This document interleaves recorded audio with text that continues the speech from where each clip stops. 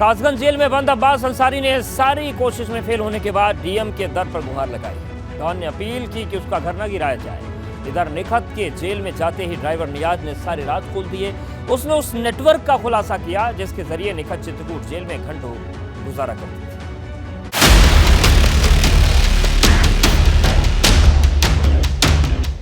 Don की जिलाधिकारी से गुहार, मेरा मकान ना गिराओ सरकार। निखत अंसारी की जेल में हुई एंट्री, नियाज के बोलने वाली बजी घंटी। नियाज ने खोले अंसारी के राज, खुद को बेकसूर बता रहा है फराज। डॉन का परिवार जब हर जगह से हार गया तो एक बार फिर डीएम के दरवाजे पर पहुंचा। उसने जिलाधिकारी से अपील की है कि उसके घर को ध्वस्त न किया जाए, उन्हें अपनी बात रखने का एक और मौका दिया जाए। सूत्रों के मुताबिक अब्बास अंसारी ने एक धार्मिक और विवादित जमीन पर मकान बनाया था। जमीन कहीं और का है और बिल्डिंग कहीं और बनी है। बिना नक्शा पास कराए 2 मंजिला बिल्डिंग बनाई गई है, जिसे सिटी मजिस्ट्रेट ने ध्वस्त करने का आदेश दिया है। जिसके बाद अब्बास अंसारी ने हाई कोर्ट में अपील की थी, जो खारिज हो चुकी है।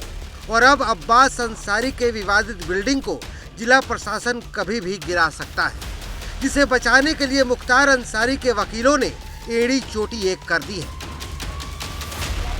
दरअसल नगर मजिस्ट्रेट मऊ ने 19 दिसंबर 2022 को 2 मंजिला मकान के निर्माण को अवैध बताते हुए नोटिस जारी किया था।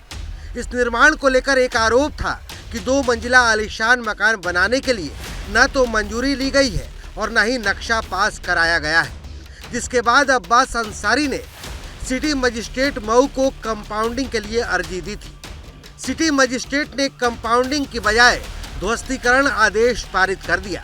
जिसके बाद अब्बास अंसारी और उमर अंसारी ने इस फैसले को इलाहाबाद कोर्ट में चुनौती दी। अब्बास और उमर की तरफ से कोर्ट में कहा गया कि जिस आलीशान मकान को गिराए जाने का आदेश जारी किया गया है, उसका नक्शा पास है। हाई कोर्ट के फैसले से मुख्तार के परिवार की मुश्किलें बढ़ गई हैं। हालांकि कोर्ट ने अब्बास अंसारी और उमर अंसारी को ध्वस्तीकरण आदेश के खिलाफ डीएम के समक्ष अपील करने की छूट दी है। 2 मंजिला अवैध निर्माण इन्होंने कर रखा था, जिसकी नक्शा इन्होंने स्वीकृत नहीं करा रखा था।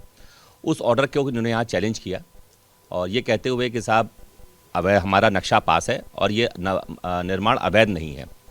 राज्य सरकार की ओर से पैरवी की गई और ये बताया गया वहाँ कोर्ट में साहब जो उन्होंने नक्शा आज तक स्वीकृत नहीं करा रखा है। प्ली ली गई कि साहब जब तक हमारी अपील हम फाइल करेंगे और अपील जब तक डिसाइड नहीं हो जाती तब तक के लिए इंटरिम प्रोटेक्शन दे दिया जाए, हमारा निर्माण ना गिराया जाए। इस प्ली को कोर्ट ने खारिज कर दिया। कोर्ट ने कहा नहीं, कोई इंटरिम रिलीफ नहीं मिलेगी आपको। इधर चित्रकूट जेल में बंद अब्बास से निखत को मिलाने में सबसे अहम कड़ी नियाज ने कई खुलासे किए हैं। उसने कबूल किया है कि उसने प्रयागराज और कानपुर से जेवर और नकदी लाकर जेल अधिकारियों और सहयोगियों को दिए।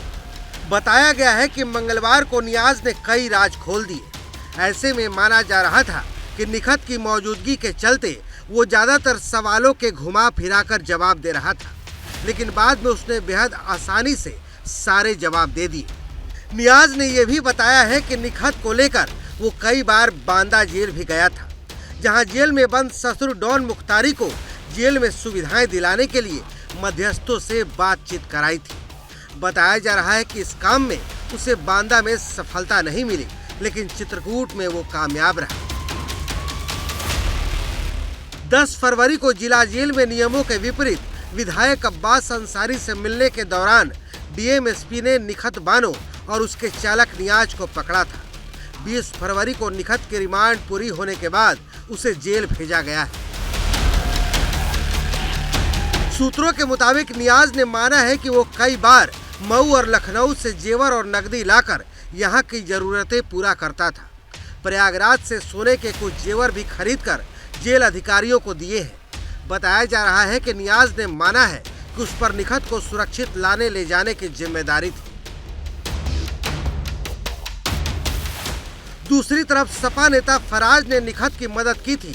उसने शहर के कसपेठी में मकान दिलवाया था। मकान मालिक ने बताया कि उससे ये कतई पता नहीं था कि ये लोग कौन हैं। उसे सपा नेता फराज ने ही जलकल विभाग के ठेकेदार बताकर मकान दिलाया था। इसके लिए किराया पूरा दिया था। मकान में रहने वालों का आधार पुलिस कोतवाली में नहीं दिया था क्योंकि वो विश्वास में रह गया। उसने बताया कि पुलिस को उसने पूरी जानकारी दी है। उसके मकान में 4 से 5 लोग रहते थे। निखत बानो और उसका एक छोटा बच्चा था। निखत और चालक के जाने के बाद इसकी देखरेख उनके साथ या एक वृद्ध महिला करती थी।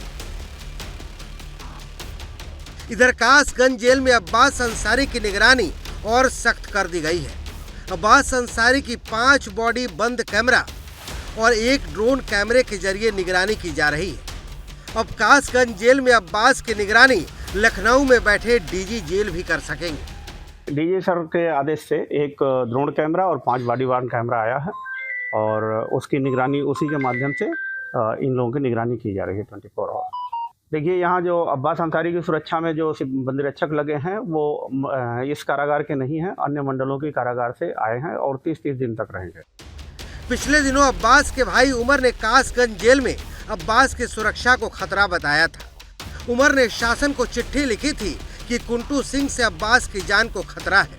इसके चलते जेल में अब्बास की निगरानी और सुरक्षा का बंदोबस्त किया गया है। Bureau report, ABP Ganga.